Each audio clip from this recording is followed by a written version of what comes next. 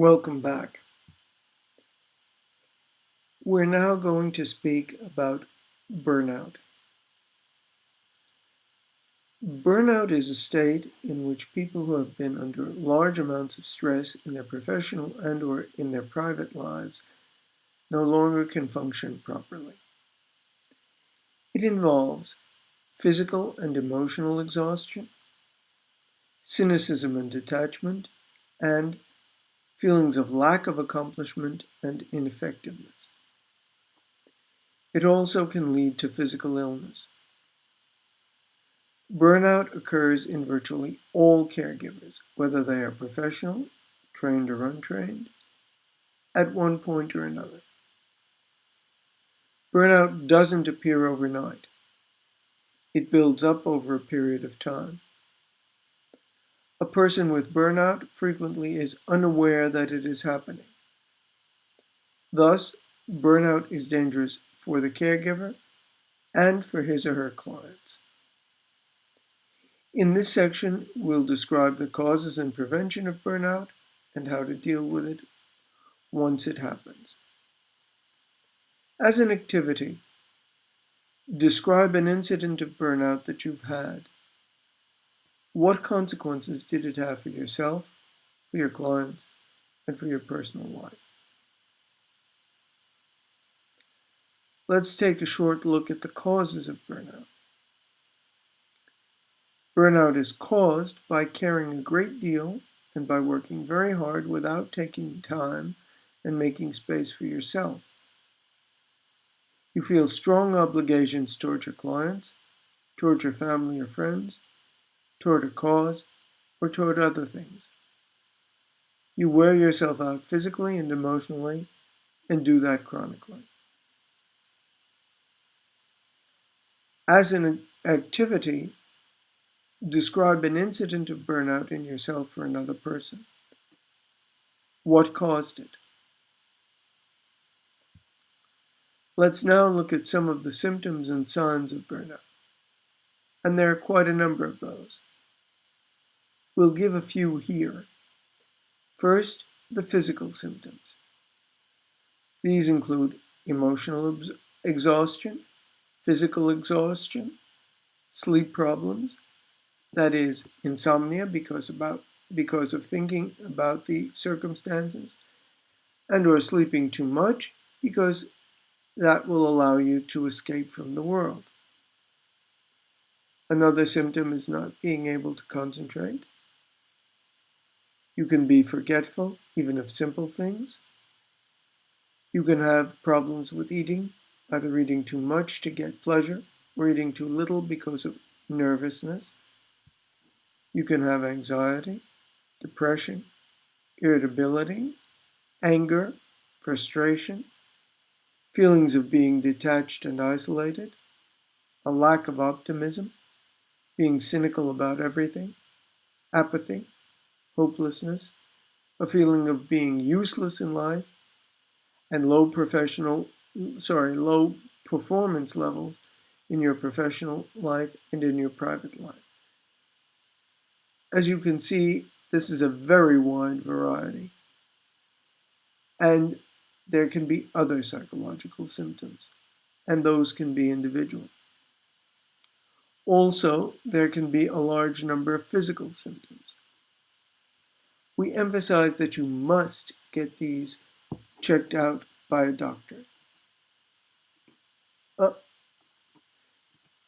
These can include stomach pain, headache, chest pain, irregular heartbeat, shortness of breath, sexual dysfunction, frequent urination, and other symptoms in any part of your body. And again, we emphasize that you must get these checked out by a doctor.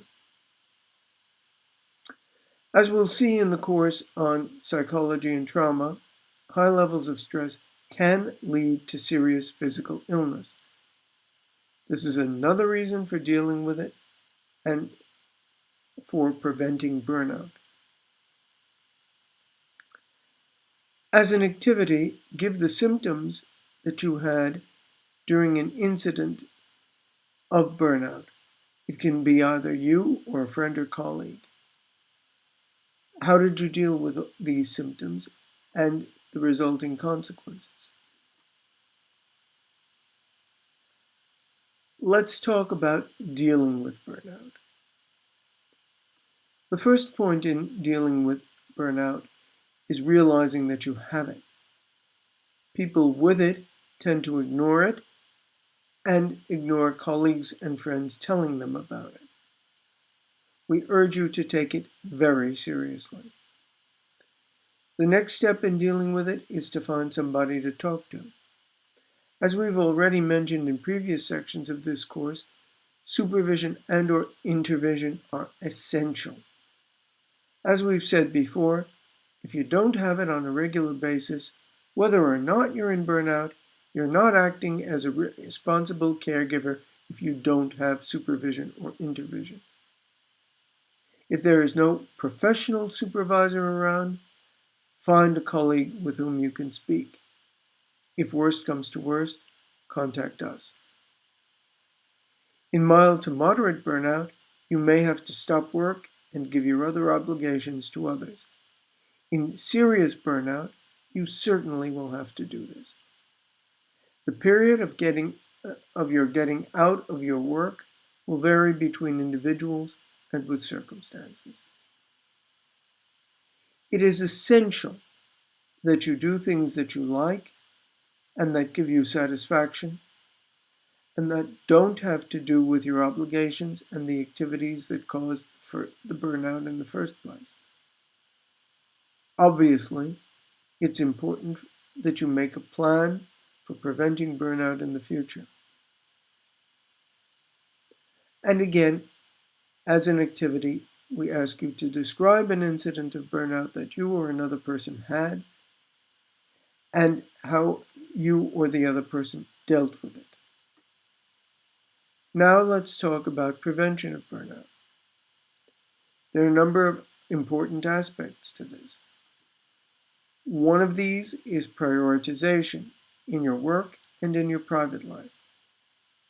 Another is creating a balance between your professional life and your private life.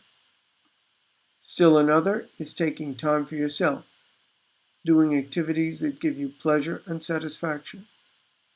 Again, we repeat that supervision and/or intervision is a key element in preventing burnout. Much of this takes planning.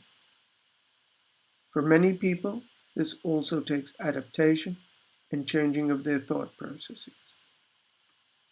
As an activity, make a plan for preventing burnout in your life. Some final remarks. Burnout is almost inevitable in people doing caring work. It is crucial to have a plan to prevent it and to deal with it when it occurs. Anything less is shortchanging your clients and yourself.